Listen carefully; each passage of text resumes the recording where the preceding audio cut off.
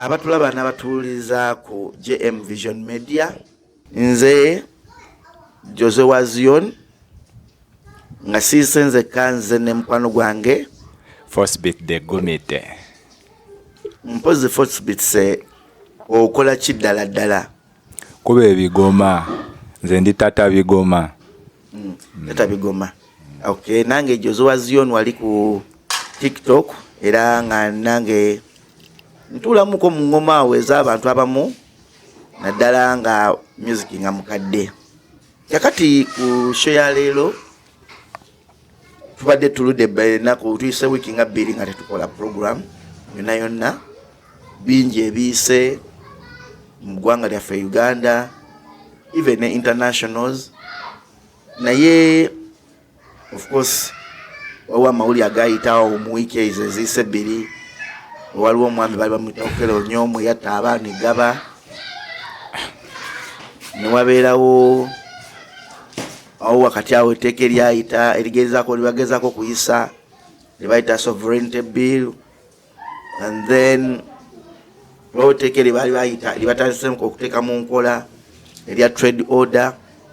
Kimanyi Forcebeat ayinza okuba alimanyi erya trade order sawa zino nga lirina mu nkola nga liaffectinze abantu in one way or the other. At the same time nga ate oluusi bageza okulaba nga we have a smart city. N'ensonga endala zetuyinza okwogerako mu music industry, kubanga kati nawuliddeko mwenga mwe bajenzi mwine ennyimba zammwe zemwagala atanyaza okuwulira nga waliwo olumu ku bo ndowooza era balulengedde nga munnange luleka inciting a violence olwamukuba epeva, simanya kuba peva mwase kawanga. So bingi ebiyise mu wiiki ebbiri zetusobola okwogerako. Kati for starters, Forcebeat oyogera ki ku nsonga ya trade order gye twogerako okwo eri bannayuganda abadde bakola okunoonya akawogo, abadde bakwata loans zaabwe bateeka mu bizinesi zaabwe ez'abamufuna mpola abo okyogerako ki era kyaffectinga kitya Uganda through the taxes ebisolo ng'egyo ate ne munnayuganda ng'owa wansi? For starters, soko tunyonyole trade order kitegeeza kuba oluzungu lungi. Trade order kitegeeza ebintu bingi naye nga ate okusinga ddala mu byonna byonna okulaba nti nga wowulya ekigambo nti order kitegeeza kubanga atereeza ekintu mu layini. Ne buyandadde nga muntu yenna alina okukola ensozi yandadde akola bamutereeza mu layini. Naye kati for now ekiringa bwe tudda mu kibatta trade kikwatagana na bintu bya nfuna, bintu bya maguzi, kutunda kugula. Kati mu kutunda kugula waliwo abakola trade eyo ababeera mu business ng'eyo, either asobola okubeera nga muntu wa wansi oba muntu owa waggulu ennyo okusinza mu business ng'ezo eziba zikolamu, kubanga ne trade esobola ne mu factories, mu big companies na all that. Naye kakati eno trade order gye tuli mu kwogerako okwo eze ne yeesanga nti eri wa wansi mu kwagala okutereeza kye tuyita nti mu nkola y'ebyemirimu bagadde babe nga kiri mu layini entuufu batya. Ndowooza of recent wadde ng'olaba amawulire nga waliwo okuba nga wabaddewo abasuubuzi abatundira ku nguudo nga Abatembeyi. Kati mu kwagala okugamba nti nga gavumenti egamba twagala okuteeka engeri y'okutunda okuli mu kulongoosibwa okulambulukufu, kyentegeeza kali mu bulambulukufu okuba nti twagala tubatereeze bafune balina okubeera. Ekitandibadde kibi naye engeri gye bakikuttemu kyetwebuuzaamu time frame gye bawadde abantu abo.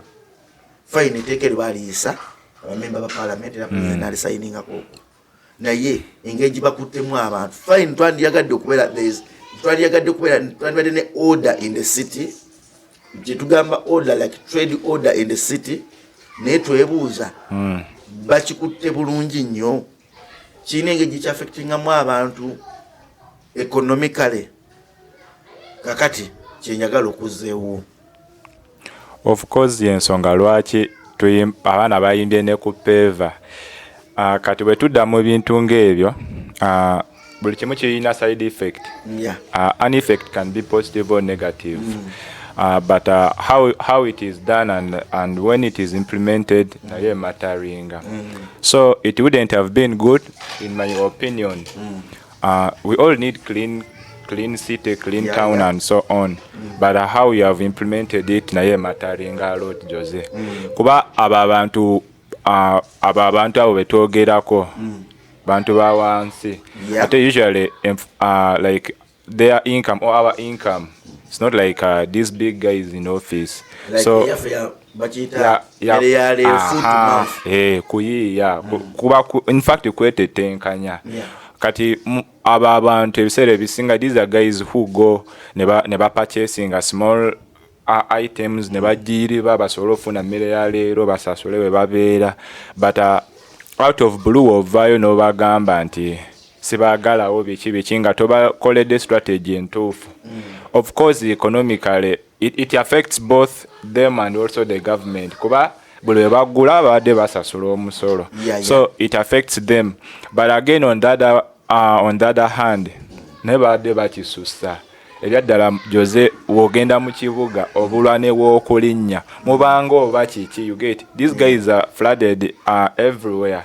So the system wouldn't have been bad, but I think they didn't just do it the right way, my opinion, cause aba abantu kale tukitunulemu in this way. Tubadde n'omuvubuka eyeeyiya eyali anyaga essimu n'amanya nti n'alaba nga it was not worth it, n'asalawo ayingire trade. Naye nga abadde agenda nga gyagenzeyo n'asuubula obugundi bwe bwakiyaaye n'adda ku bbala n'ayiriba n'afuna mmere ya leero. Neka right now oba omugobye ku bbala, option gy'aba asigaza kuba muntu peva kuddayo eri. So this alone it can also increase crime rates. Tuba tudda mu saga eri kuba bino ebintu fe ababeera mu ghetto, we look at it in different perspective. Tetukitunulira nga bali eri bo otegeera, cause most of these youths era bava mu ghetto ge mazima. Leka likubamu ekifaananyi omusajja abadde ku bbala ne bayoola ebintu bye, talina wakutandikira, kalwa kusanga n'essimu nga lwaki takukuba eppeesa tegeera. Actually speaking of that, obadde okyegendereza first bits nga olwawo okulaba bano abakubi ba chapati abatwalira Rolex ezituwoomera obulungi mukiri ekikalayi kyaffe kikyolaba nga kiteta omuliro oba katawere kuba kiyisako bakayonjo basikayonjo ne kasita omuliro gubeera nga guli guteta butezi. Tulabira dda nti bizinesi abo abavubuka ngaabo, kubanga bizinesi eyo genda okwesanga eyisa okuba erisa abavubuka nga basatu naye nga abavubuka abo basatu bonna balina obusa bakyala ewaka teberezaamu. Naye nga jjukira nti tojja kusanga abakuba chapati nga luwo omukadde, tokiraba nti kigenda kuafitinga n'abavubuka ngaawo ddala abakuba chapati. Anti era nga bwe ŋŋambye, this one it cuts across, kuba mu Uganda okola paka woofa. Tewaliwo nti wotuuka this age nti olina n'abakadde tubasanga ku bbala, kitegeeza tekiriiko age limit oba tekiriiko nti ono omukadde biki, but this cuts across, it cuts across all age limits. So simanyi ye government yagamba nti kiki bagezaako okukola, what is the main purpose of this? Because muna ife tubeere eno nga tukuba ebigoma byaffe tuyinza okubanga with the government nenge gibaliisaamu kibasinga okwagala kuba bali bagala obuyonjo mu kibuga, bali bagala a smart city, naye city eri digital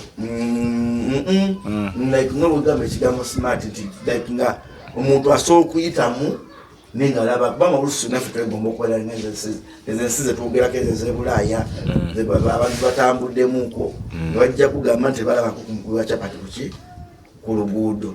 Fine, fena twogera nti waliwo kyolina okugamba nti tukyetaaga ebibuga bwe bityo, nenze ndabanga implementation eya government eyali nti yali ya bwangu, no time frame, like nobuzo gamba nti batwadde emyezi 6 abantu mu plan lekibate okukyanga bayingira mu bongo. Of course fena tukimanyi nti omuddugavu olina kukwata mboko like you have to act nenga at least about the time frame nze bwendaba anti era even if they wanted to implement the system amazina amakopa ago wandibaddewo strategy. This is Africa. Yes. Wetuja local, this is Uganda. Tosola you can't compare Uganda to UK. Meaning if you're copying their system, you have to implement everything well. You have to arrange everything very well. Kuba nebali abasajja betwegomba, their systems are totally different. Kugambye they don't look at okukola nga wetukutunuulidde. Kati mu Uganda working means hustling. Yeah. Tegeera. Kuba omuntu oyo gwe tugamba akola kati omuntu asobola ewaka ng'ali smart nenge ebyaddala agenda mu kibuga tamanyi naki kyagenda otegeera ku hustlinga ate of which that is not how it is in UK. For them their system is fairly okay. Naye ffe tukola mmere ya leero kasita osasula woosula abaana kati so munaye olina wayogeddawo n'ogamba nti engeri gyeri Uganda gyesettingamu nti n'omukadde asigala akyali kuki akyali ku street is because nga tubayiza badde mutuufu because in other countries wawo limit y'abakadde nga balina ne setup yaabwe gye bakoleramuko n'omuntu alina okukoma naye nga government either yekolaki yemulabirira because ebyaddala njogera amazima bino ebintu bino byaffectingirira n'abakadde. Kati naawe kyemani njagala okubuuza on the psychological part of it. Do you think this also affected the Ugandans? Of course. Jose kitwale nti obadde otundira ku bbala ne bakugamba vaawo ate ng'olina abaana bataano. What do you think? What next? Omanyi ekitegeeza okuba nga oli muzadde nga toyina you can't provide for your family. And you don't know what is next. Kati kitegeeza bw'oba wali munyazi w'essimu ogamba kanjira nzirayo eri. That's why even I think there is high crime rate. But I think the government yongayo it would have analyzed and looked at this thing in the other side. Tegeera kuba omuntu wa wansi by the way yasinza okukosebwa. Because even also with an example of the psychological part of it, waliwo video yabadde training. Was it a video? Omwami omu yabadde ne structure ye ne bajja ne bagimarkinga X. Of course bali tebannagikola ki kugijjawo. And guess what? Yetaddemu obwakabugu. Anti that is it. Alright, goyinza okubanga or you can bear the psychological trauma of it. Nosalawo okubeewo enguuli naye ate waliwo oli nga he can't manage it tasobola kyebeera kuba he looks like background abantu bonna batunuulidde ye kati waba talina kiddako agamba waaye kanejjeo. So it is not really good but katulabe how far it will take us. Kati mu bimu n'ebirala ebiyise mu wiiki bamemba ba parliament aba NRM like aba subscribing NRM nabo abajjanga independent through NRM babadde kyankwanzi. And one of the trending stories ezibaddewo nga omukulu yabagamba okweyozaako enfuufu n'alaga nti agenda bawayo million 100 naye mu kusooka n'abawako million 200 buli omu za munfo. Gwe nga gwe muli sente zino bwe ziwulikika mu bannayuganda abasendeddwa abaggiddwako ebintu byabwe nga babisenda babajja ku nguudo kisinkinga kitya mu bwongo obwo naddala ng'olusi tulina n'ebintu olusi ebibanga obwetaavu bw'essente nino owulya nga luwagabira obugabizi omuntu million 200 nga ne munnayuganda anoonya omutwalo oguliisa abaana ewaka. And kati awo we nagambidde nti you can't compare other systems to ours kuba kati kubamu ekifaananyi omuntu oyo gwe babadde gwe bagenda okuwa million 100 he's the same person who is on government payroll nga talina kyakola like government does everything for them these guys.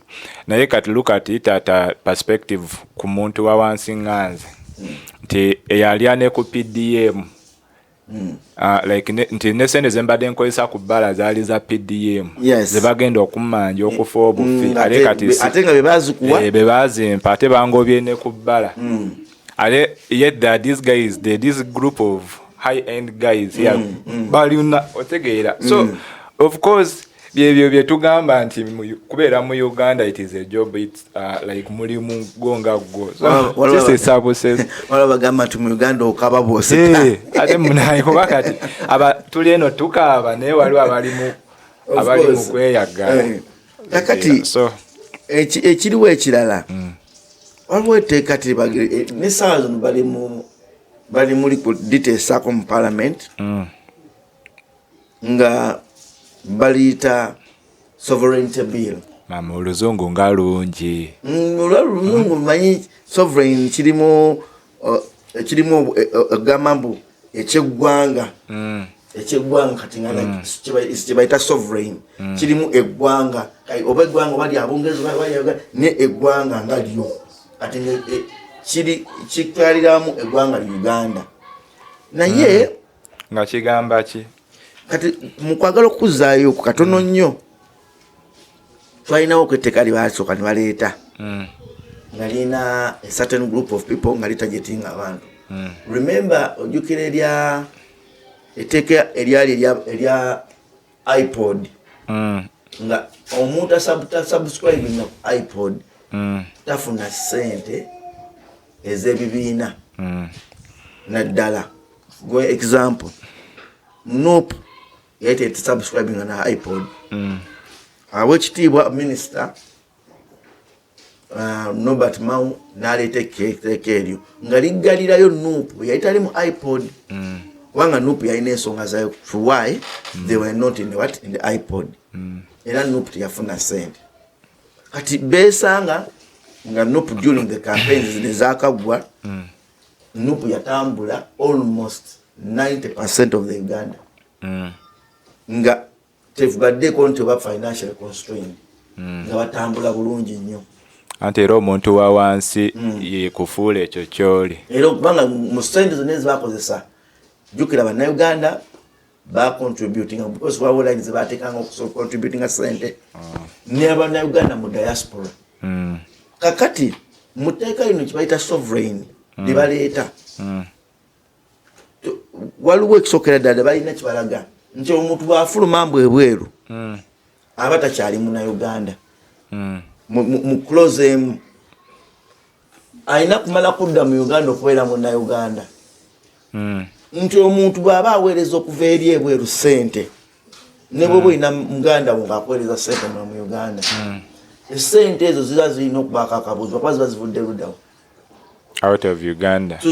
Tusooke olwo abaleta etteeka eryo basooke bamanye nti bwe bali baweereza force bits ssente ezo zaali zaki ti ssente ezo zaali zakugula ddagala ssente ezo zaali zatwala school fees mu baana lyetteeka eryo bwe litandika kubanga bagenda okukizuula nti walingawo ssente zaali zivangawa mu bannayuganda okuva eri ebweru nga zifandinga a certain group of people oluusi n'obuyinza okugamba mbu simanyi twewala abayeekera oba either twewala funding such oba simanyi certain kind of NGOs kati gwe muli bw'oba otunulamu etteeka eryo lina we linyigiriza ate abalala nga n'abalala nti not even exactly even group gyenjogerako ennyo the target group okimanyi nti n'omuntu nga Kadaama bw'abeera ebweru n'aweereza ssente baweereza maama we Kadaama bw'abeera eri abeera nga weeri aba takyali munnayuganda until when she comes back he or she comes back kati gw'olaba otyera etteeka eryo ani kati ebintu bya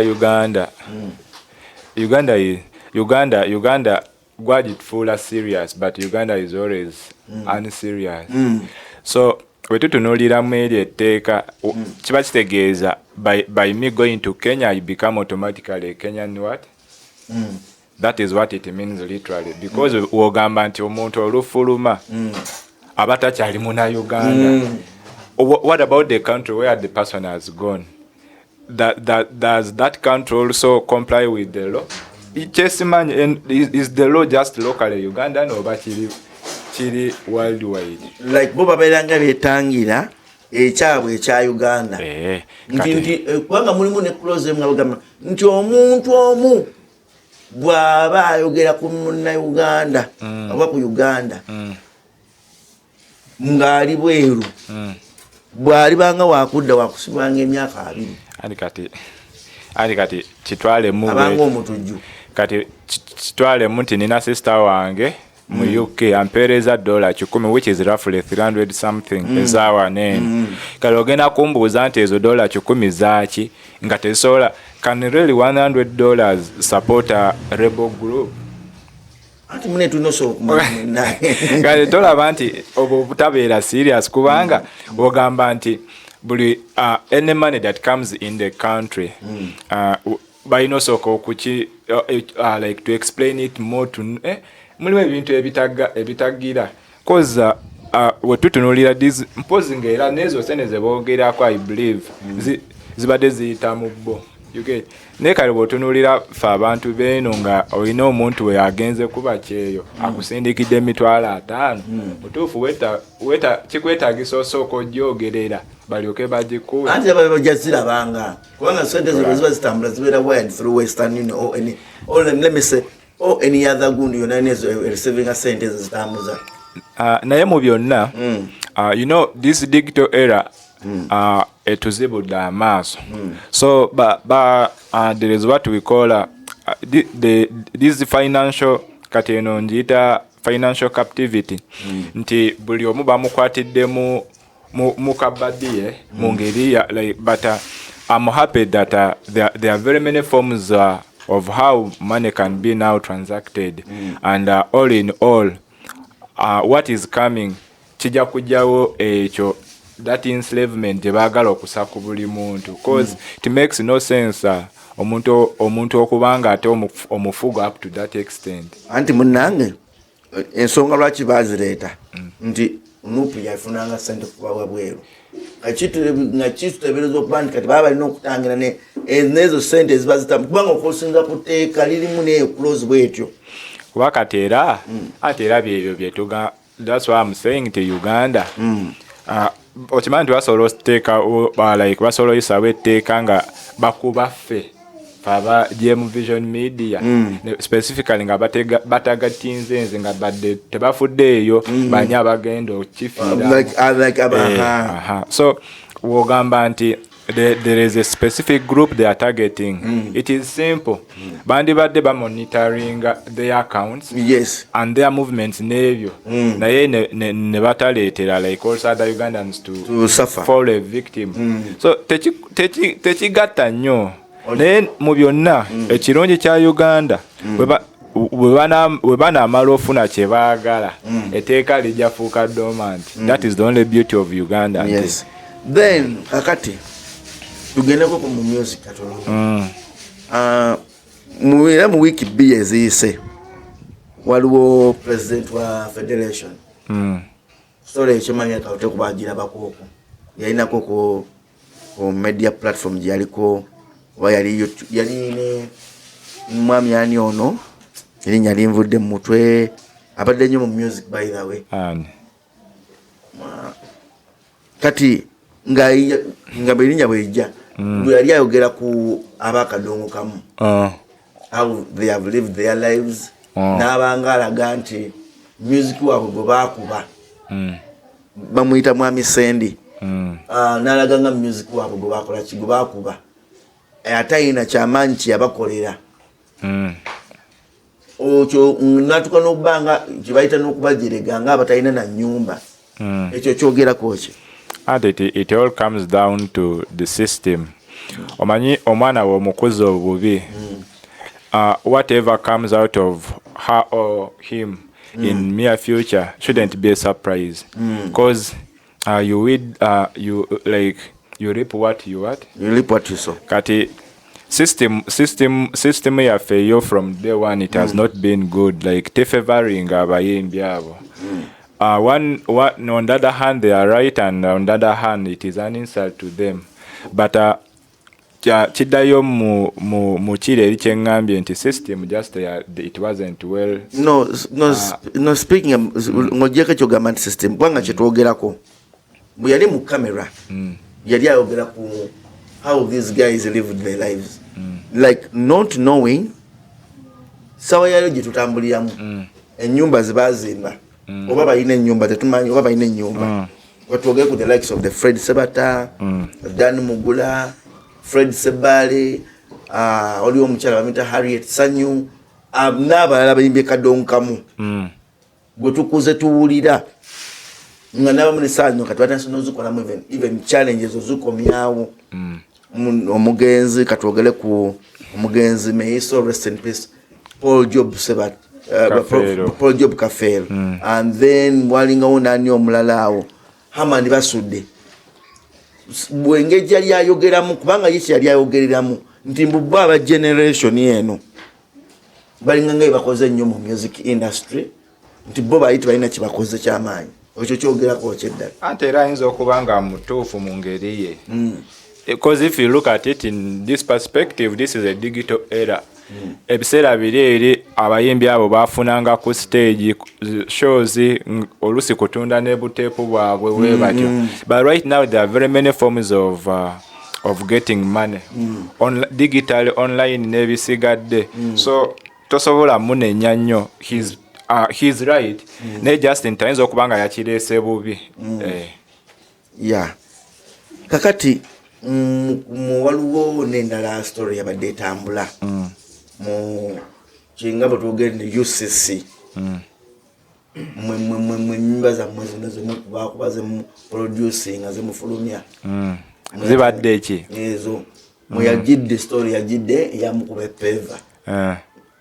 I've not even heard of that song banga nange nyinyi mnasoko kulia the title of it yanti ngamba tebankubira mu peva kati ogitegedde otya naruli no of course bakyogera bogezi nti mukube peva iyo tebasobola kugamba nti gundi mubbi oba nti omubbi bamukubira waawo n'otafuluma kulaba kati kyogamba nti olina okubanga waluuliddeko. Sinnaluulirako okwo kale isaawo ekikyo tulabe no like nze kyembuuza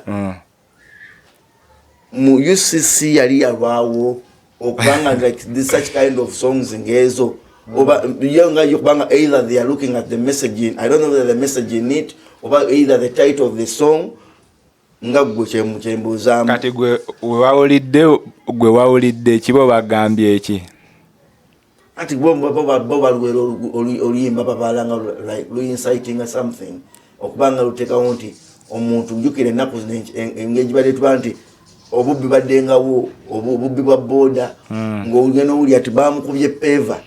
Kati we wawulidde oluyimba ne bakugamba nti obubbi bweyongedde e Kampala. Ati kati awo kiba kitegeeza obanga ngamba mbu ebisumbwa bannayuganda bingi n'okusinga oluyimba olwo. Of course ebibasumbwa bingi. Okay. On the other hand, like ethically kiyinza okuba nga kibadde kikonveyinga message enkyamu eri society nti mukube peva biki something like that. But nga bwe nkugambye Ugandans tuli bubi tewali sente kati mukuba nti tewali sente buli omu anoonya engeri wayita you get kati kati ate Uganda we yatuuka people don't want serious guys bwe fulani serious ennyo gwamanyi gwe babulirire there's nothing new you're going to tell them. So they want things that will pass time, make them pass time ebintu ng'ebyo chairman yafudde biki bintu ng'ebyo. So nti just nti nsobi omulenzi message ebadde direct nnyo mukwata peva biki webityo tuli eno kulumbe. But ekyo kyonna era kiva mu kiri eri from where we started nti Uganda yonga yo life in it, like living in Uganda is a hustle life. Uganda is a hustling country. You have to hustle until your last breath. It is a full-time job to be a Ugandan. So abaana bola abantu abakola ennyo ate bafuna kitine.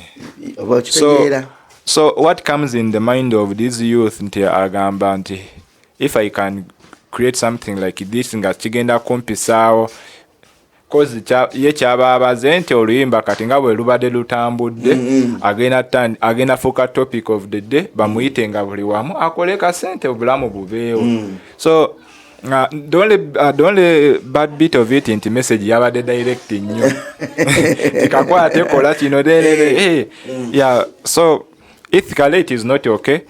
But on the other hand, government ebe ino kitunulamu. Pozi asobola okola remix najjawo ebyo ebigambo ebibi. Yamanyi ffe tetulina buzibu ffe weetuli. Ffe tuli solid. Tuli team baseline. Kozi tulina Baseline Studios kuba ffe abasponsoringa Sheno. Tulina ne Zex Media and the man behind the camera. Era yakola ku byonna ebya videography. Bw'oba inayo eneba olonge ng'oyagala kugimarketinga Zex Media UG osobola okumunoonyako ku TikTok and all other social media platforms. N'atukuba ebifaananyi bamuyita Kali Short. Akola ku sawundi yatukuba n'ebifaananyi. Abeetaaze era you can reach out to them on their social media platform. Bamuyita batya? Kali Shorts. Yep. Then maybe abagala kumanya Zex Media, spelling it ZEAX. That is Zex Media. Abasinga tebasobola nakipronouncing. N'erinnya liri Zax, not Zex. Zax Media. Kakati nga tumaliriza. Okay, tuyinza butayogera ku abatusaamu ssente. Kesi eno yatambula wiiki eri. Era emyoyo gy'abaana abo abato Mukama agiwumize mirembe. Abaana abalumbibwa eggaba. Of course police yayingirawo nga bw'omanyi nti waliwo yali egenda okukola mob justice, abantu okutwala amateeka mu ngalo n'ekwata omusajja allegedly manyi batera nnyo okukyogeza ateeberezebwa. Reason why nti lwekuba n'essaawa zino kati Musango uli mu kooti alina kubeera ng'ali guilty kuva mu kooti okusalira okugamba nti yatta. And he is just a suspect. He is just even a suspect. Naye kibadde bitambula mu social media platforms ku TikTok and all that, the sound bites zibadde zitambula mu bannayuganda. Wabadde watambulira omukyalo omu yayita Benita yagambye nti kati wana akayimba kamukuba eppeeva. Okyogerako ki sound bites ez'abantu abo and how the government has treated this gentleman naddala ng'agenda mu kooti. Why? Legally they are right. Legally they are right. N'abantu nabo bali batuufu because they feel the pity and obusungu babuyina. But the government is right to protect the person because nga bwe tugambe ateeberezebwa okubeera nga eyakikola because kooti tenaba kusalawo musango nti ki oba yeyatta.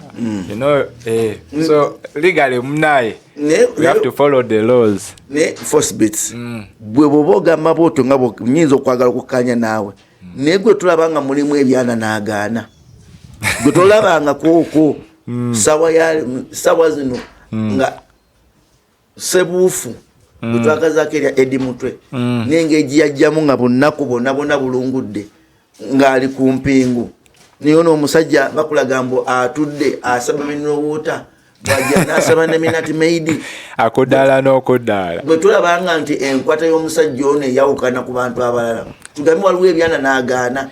Waayi mpozi naawe oyagala donate kime naawe oyagala donate kime abatulaba n'abatuliza bino byaffe naye naawe otya nnyo musajja otya nnyo doni kyegenda okukima but bwe tudda mu mateeka to be sincere that treatment is unfair. Kubanga omusajja munange omusango yakaguza naye ogamba otya nti Musango twanagumusalira though maybe kyendowooza ate era ne bakwata era tukitwala nti oba but there is unfair treatment there which is not good. So kati kino kigenda eri government ne police na buli kimu kyonna kale let me say government nti abasibe mubakwate bulungi nnyo kubanga bayire waliwo netteeka eribeerawo nti omusibe singa ajja nga alaga nti atulugunyizibwa ekkooti eriwa ddembe n'okumuta naddala ng'abadde alaga nti atulugunyizibwa anti eno Uganda si America. Buli kimu kisoboka. Era n'enkya omusajja basobola okugamba nti abaana abo bajja nga bafu babaleeta nga omusajja talina musango agenda. By the way, wabona ekibuzo ekiyitingana nga bagamba nti omusajja alina n'obuwangula omusango. Kale no Uganda buli kimu kisoboka. Naye nga mucyo ffe tusaba emyoyo gy'abaana Mukama agiramiza ekisa. Tubebaza okubanga mutugobereranga musubscribinge ku YouTube channel yaffe JM Vision Media. Mukama abakuume. Shalom.